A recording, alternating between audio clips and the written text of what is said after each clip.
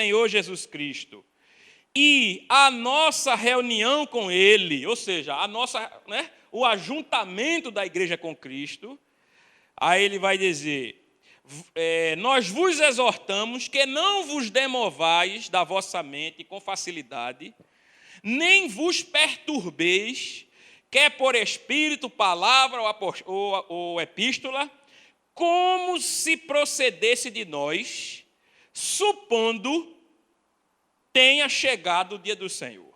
Não chegou. Supondo que tenha chegado, não chegou. Aí ele vai dizer, ninguém de nenhum modo vos engane. Olha lá. Porque isto o quê? A vinda de Cristo e a nossa reunião com Ele. É por isso que Ele está rogando. Ele está rogando por isso. Isto não será assim, sem que primeiro venha a apostasia. Então, ele está dando uma palavra preditiva, ele está dando uma profecia, Paulo está profetizando aí, prevendo o que vai acontecer. Virá uma apostasia na igreja primeiro, veja.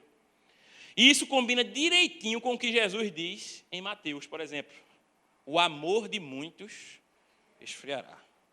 Jesus vai mais, ele diz assim, olha, aquele que perseverar até o fim, este será salvo. Como se a perseverança no tempo do fim fosse algo raro, viu?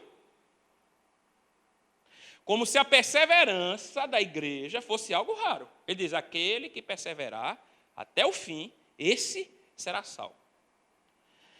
Falando também escatologicamente, Jesus dá a entender, o Senhor Jesus dá a entender, que a igreja seria sacudida com heresias de todos os lados. Falsos cristos, falsos profetas, ideias estranhas. O próprio Paulo vai dizer que nos últimos dias, os homens abandonariam a fé para ouvirem espíritos enganadores e doutrina de demônio.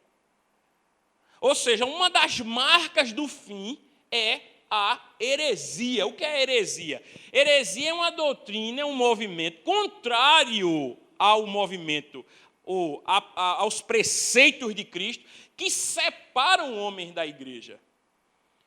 Então, uma das características do fim seriam os movimentos heréticos. Olha só. Então, Paulo está dizendo, olha, virá primeiro a apostasia. Não é assim, Jesus não vai voltar. Então, ele está dando, meus irmãos, ele está dando sinais, olha só, com os quais nós podemos trabalhar para entendermos o que é que vai acontecer perto da volta de Cristo.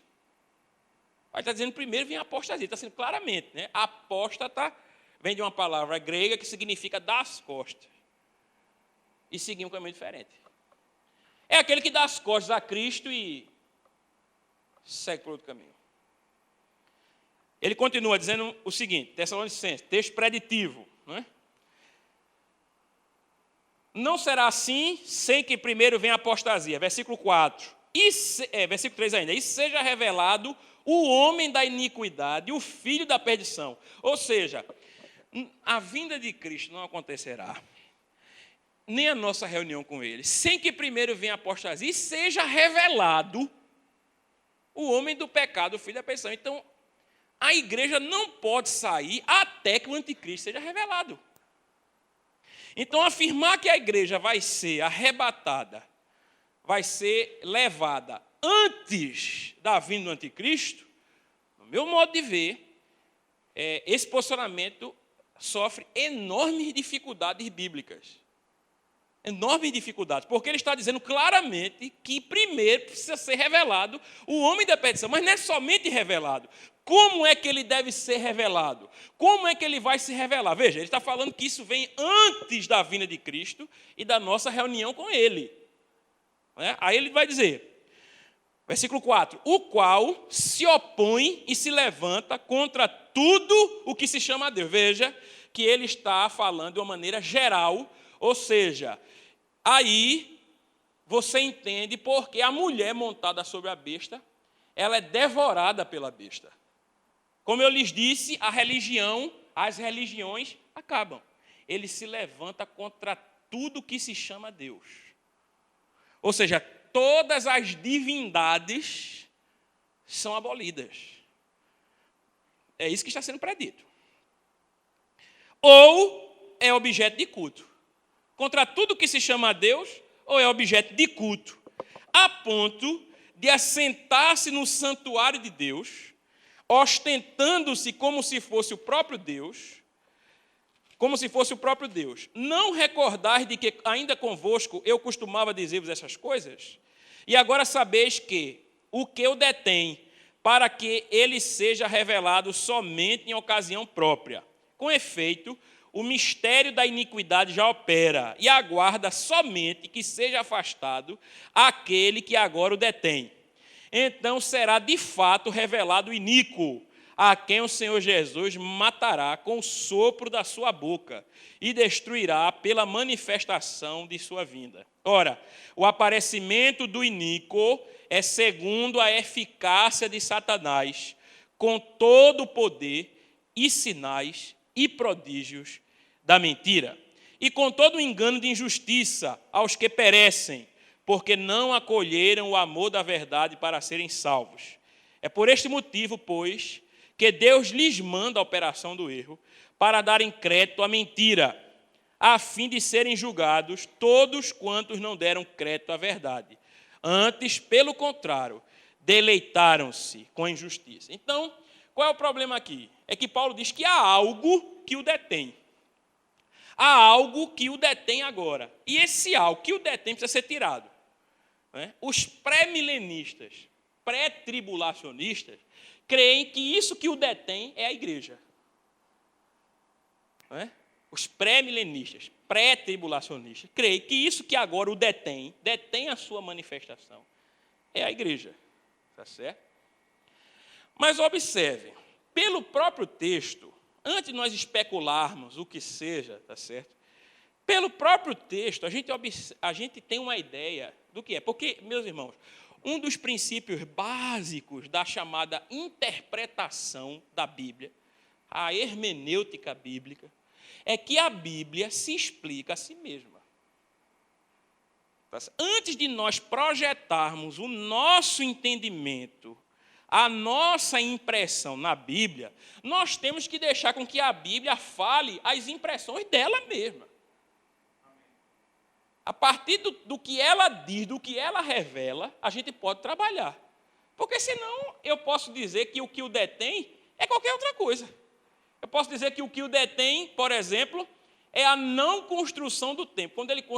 Quando os judeus construíram o templo lá em Jerusalém, ele virá. Porque a Bíblia está dizendo que ele vai se sentar no trono de Deus, no templo de Deus. Como não tem templo ainda, então ele não vai poder surgir agora. Eu posso dizer que o que o detém é o templo dos judeus. Observou? Eu posso dizer qualquer coisa.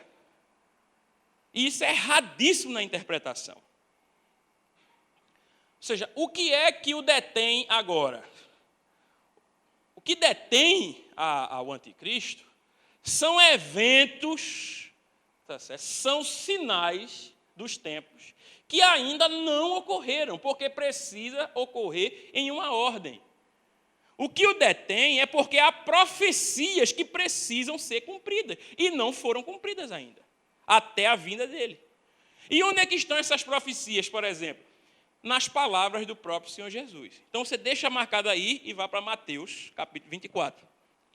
A partir do versículo 20.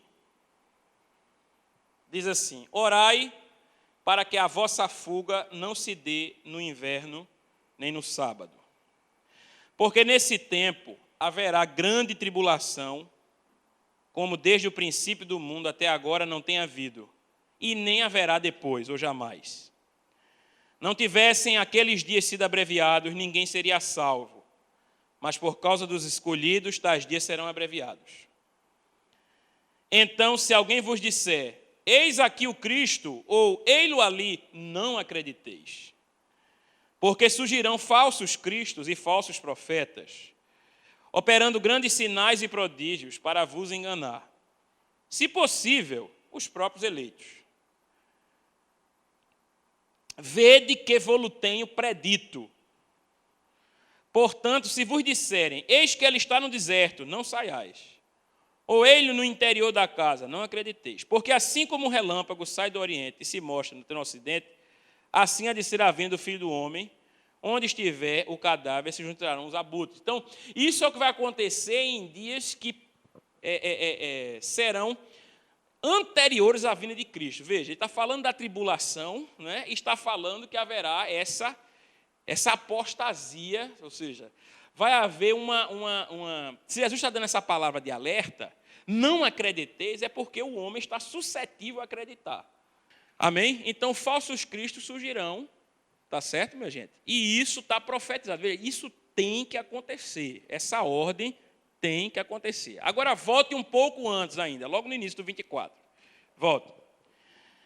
Versículo 3 diz assim, capítulo 24, versículo 3. No Monte das Oliveiras achava-se Jesus assentado, quando se aproximaram dele os seus discípulos em particular e lhe pediram: dize-nos quando sucederão essas coisas e que sinal haverá da tua vinda e da consumação do século. Ele vai responder a questão quando é que o templo vai ser destruído e quando é que ele viria, tá certo? Quando é que ele voltaria.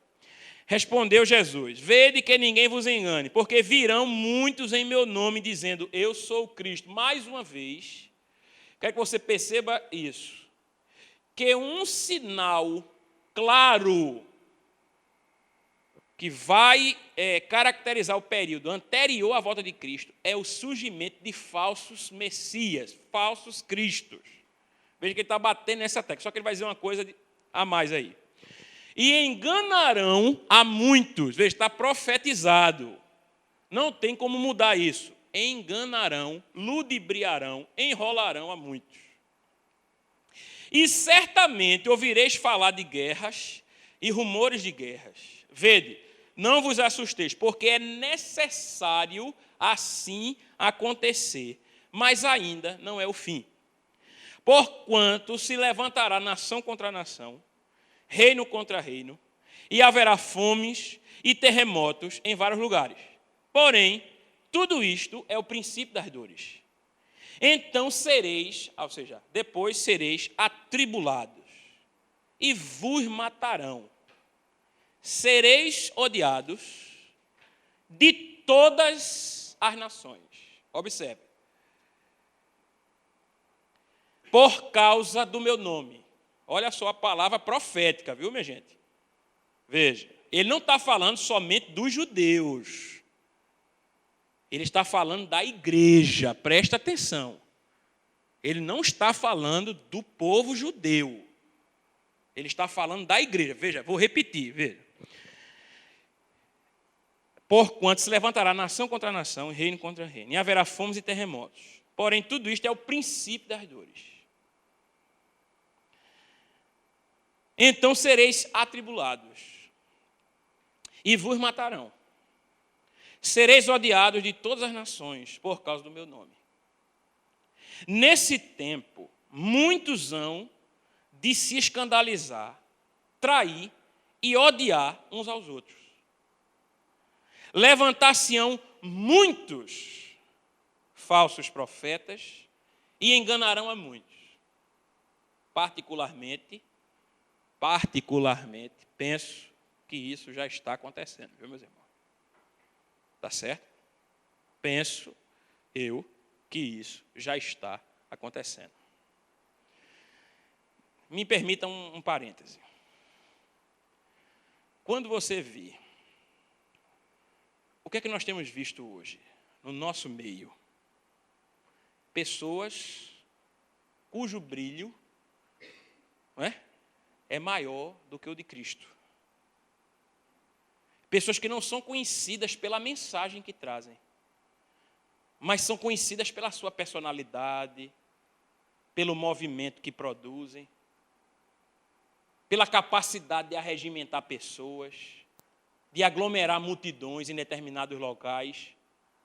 Não são conhecidos pela mensagem que trazem. Não são conhecidos pela teologia. Aliás, são. Pela teologia da prosperidade. São pessoas que não têm, observe, um comprometimento fundamental com a Escritura. Não tem. não ensinam as pessoas a lerem a Bíblia. E nós observamos que, apesar do Evangelho, no Brasil, por exemplo, segundo alguns dados, ter ultrapassado 44 milhões de pessoas, de acordo com alguns dados, 44 milhões de pessoas, parece que essa igreja não consegue exercer a mínima influência moral na sociedade, minha gente. Mas por quê? Porque está faltando à igreja o básico. E quando eu falo de básico, minha gente, eu estou falando de palavra de Deus, de Bíblia. A igreja tem dinheiro, movimento, potencialidade, tem tudo, mas está carente da palavra de Deus. E é nesse ambiente, meu irmão, propício que surge a apostasia. Se o pessoal tem tudo periférico, mas não tem o essencial, a apostasia tem muito mais suscetibilidade de acontecer, minha gente. O ambiente está propício para a apostasia. E eu penso que isso já está acontecendo. Observou? E ele diz, versículo 12: e por se multiplicar a iniquidade, o amor se esfriará de quase todos. Ele não está falando daqueles que vivem em trevas, ele está falando dos que vivem na luz. Observou? Ele não está falando dos que vivem em trevas. O alvo dessa mensagem de Cristo é a igreja. Vos trairão, matarão, odiarão. E quando ele fala que o amor de muitos esfriará, não pode ser em relação ao ímpio, porque o ímpio já está fora desse padrão de graça divina. Ele está falando em relação à igreja, veja. Aquele, porém, que perseverar até o fim, como eu disse, repito, em relação à igreja, esse será salvo. E será pregado este evangelho do reino por todo o mundo, para testemunho de todas as nações, então virá o fim. O que é que impede o ministério do anticristo de vir à terra? Pela Escritura, a dedução mais lógica, a partir daquilo que a própria Bíblia revela, não a partir daquilo que eu penso, observe, que eu posso colocar qualquer coisa. Mas a partir do que a própria Bíblia revela, o que é que está impedindo que Cristo venha? O cumprimento da profecia. O que é que está impedindo que o anticristo surja? O cumprimento da profecia, simplesmente. Quando Jesus chegou a João para ser batizado, ele disse a João, que o indagara, dizendo, mas eu que deveria ir a ti, como é que tu vens a mim para ser batizado? E Jesus disse, é necessário que se cumpra toda a justiça, João. Eu preciso ser batizado por você, porque vai acontecer alguma coisa aí no batismo que você vai entender. E quando Jesus é batizado, o Espírito Santo desce sobre ele. E depois Lucas registra que ele chega em uma sinagoga em Nazaré, abre, o livro sagrado no profeta Isaías e lê aquela passagem que todo mundo conhece, diz esse capítulo 61, e diz, o Espírito do Senhor está sobre mim, pelo que me ungiu. E é verdade, porque eles ouviram a voz, e João foi testemunha que o Espírito Santo ungiu a Cristo ali no batismo. Amém, meus irmãos? Então, mas observe que a coisa tem que acontecer de acordo com o que está profetizado. Então, o que é que impede a vida do anticristo? É porque Paulo está dizendo aos Tessalonicenses, há algo, Tessalonicenses, há algo, igreja, que impede que ele não vai se manifestar agora. É como se ele estivesse dizendo, Jesus não vai voltar agora. Porque tem coisas para acontecer. Há algo que o impede, que é o cumprimento da própria palavra de Cristo. Não se levantaram nações contra nações naquela época. Roma dominava tudo. Não se levantaram reinos contra reinos. Não houve fome, pestes, terremotos. A igreja, nos tempos dos Tessalonicenses, não havia sido odiada, não foi perseguida de todas as nações, não. Nem no período que ela foi perseguida pelos romanos, os romanos estavam perseguindo a igreja. O que Jesus diz aqui é diferente. Serão odiados de todas as nações. Tá certo? Algo que se encaixa muito melhor com o que João vê no Apocalipse. O que é que João vê no Apocalipse? Somente para relembrar. Vá lá para o Apocalipse capítulo 13. Versículo 2 diz, a besta que vi era semelhante ao leopardo, com pés como de urso e boca como de leão, deu-lhe o dragão o seu poder, o seu trono e grande autoridade. Veja bem. Então vi uma das suas cabeças como golpeada de morte, mas essa ferida mortal foi curada, e toda a terra se maravilhou seguindo a besta. Olhe, meus irmãos, quando a Bíblia diz toda a terra, é porque é toda a terra mesmo. Essa magnitude aqui é global. Toda a terra seguiu a besta, veja. E adoraram o dragão, aí nós já falamos sobre isso no outro sábado, né? Que é de fato o satanismo abertamente, como religião oficial do mundo inteiro, adoraram o dragão.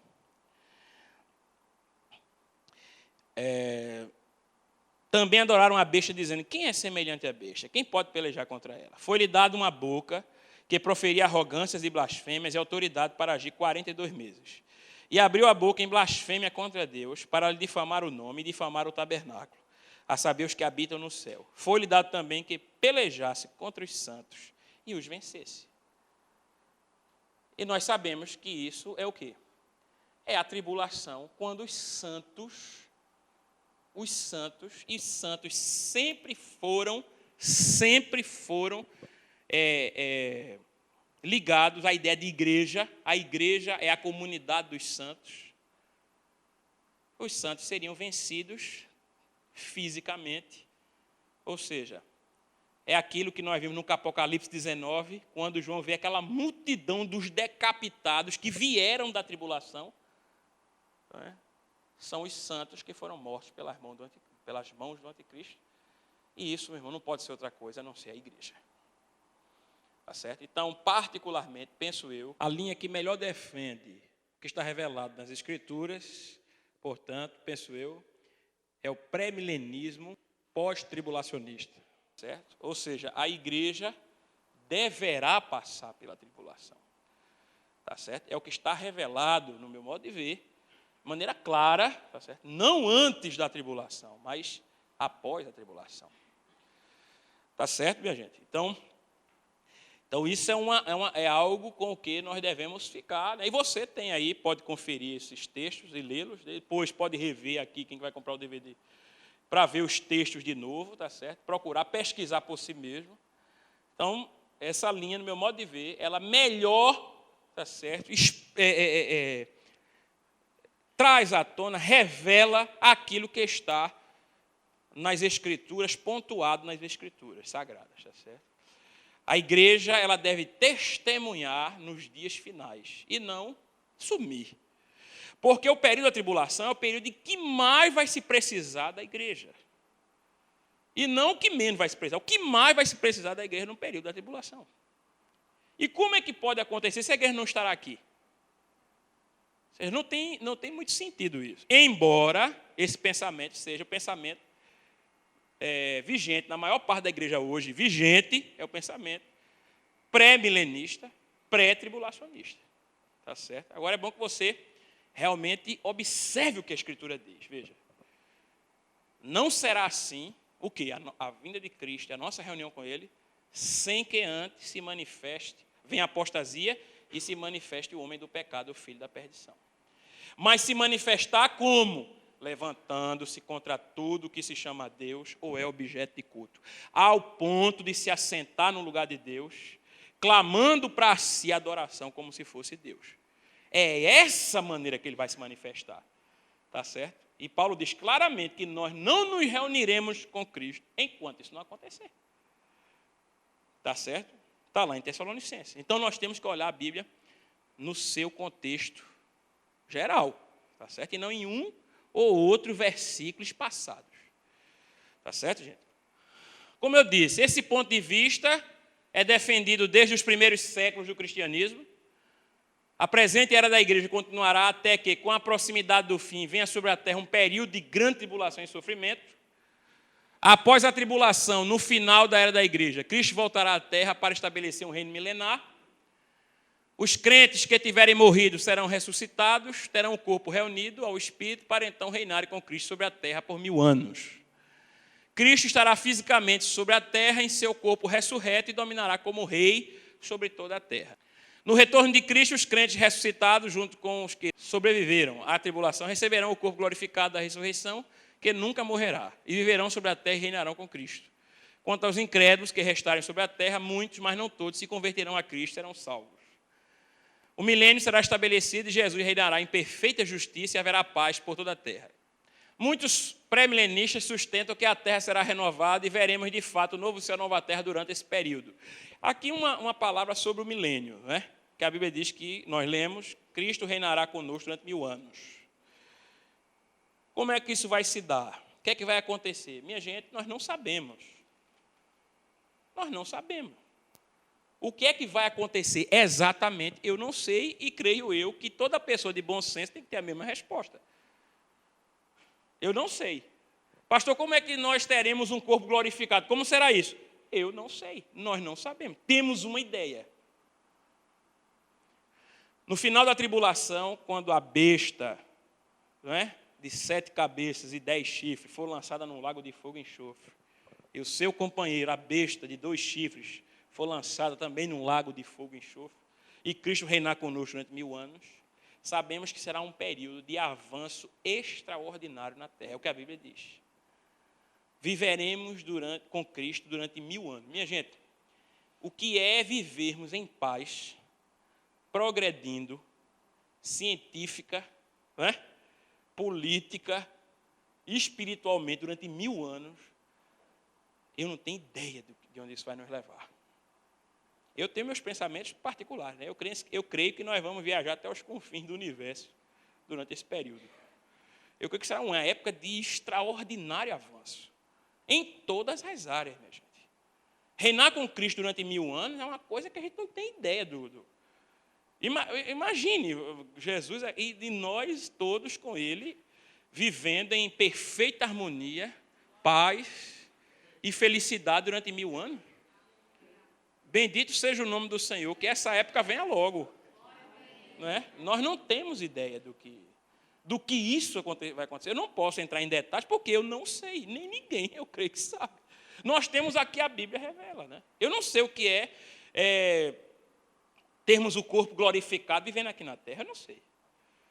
Agora, que será uma época de paz e prosperidade, será extraordinária. Minha gente, quando o homem tem uma paz, né? Uma pazinha, né? Veja o que ele pode fazer. Quando o homem quer, né, e decide fazer algo, veja as realizações que o homem tem, com tribulação, com guerra, com fome. Veja o que o homem é capaz de fazer. Imagine na mais perfeita e absoluta paz, minha gente. O que é que nós vamos fazer? As doenças serão erradicadas, minha gente. Não haverá mais injustiça social, porque ele estará regendo as nações. Entendeu? Não haverá mais esses conflitos. Acabou-se. Isso vai ser uma nova realidade.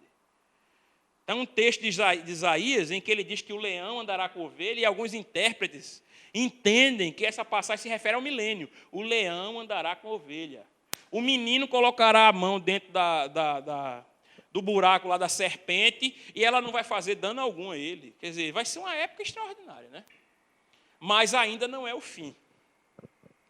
Apocalipse diz que aqueles que vierem da tribulação, olha, depois desses 1000 anos, né, é aquele negócio, minha gente. Uma vez eu ouvi um estudioso dizer, o homem, o ser humano, ele tem uma capacidade negativa extraordinária, muito grande. O que é? O homem é capaz de se acostumar com milagres. Nós nos acostumamos com os milagres. Eu acho que 1000 anos com Cristo aqui, muitos de nós nos acostumaremos com Cristo aqui. E esse costume, né, essa conveniência, essa conformidade com Cristo, vai fazer com que muitos, apesar de tê-lo presencialmente, não o terão em seus corações. Muitos, apesar de terem a Cristo, visivelmente não o terão dentro de si. E essa vai ser realmente a última rebeldia da raça humana. É o que está predito na Escritura. Veja lá. Apocalipse, capítulo 20. partir do versículo 7 diz: quando, porém, se completarem os 1000 anos, Satanás será solto da sua prisão e sairá a seduzir as nações que há nos 4 cantos da terra. Gog e Magog são palavras que indicam regiões, tá certo? Isso é palavra simbólica que indica região. Dos 4 cantos da terra, dos mais distantes lugares, essas pessoas virão para se rebelarem contra os santos. O número dessas é como a areia do mar. Marcharam então pela superfície da terra e sitiaram o acampamento dos santos e a cidade querida, isso é Jerusalém. Desceu, porém, fogo do céu e os consumiu. O diabo, sedutor deles, foi lançado para dentro do lago de fogo e enxofre, onde já se encontram não só a besta, como também o falso profeta. E serão atormentados de dia e de noite pelos séculos dos séculos. Aí agora, vi um grande trono branco e aquele que nele se assenta, de cuja presença fugiram a terra e o céu, e não se achou lugar para eles. Vi também os mortos, os grandes e os pequenos, postos em pé diante do trono. Então se abriram livros. Ainda outro livro, o livro da vida, foi aberto. E os mortos, não os vivos. Não aqueles que estão aqui observe que fogo consumiu, né? Os pecadores, no final. Eles morreram. Tá certo? Então depois seus espíritos serão julgados, observe. Também serão julgados os que morreram antes do milênio.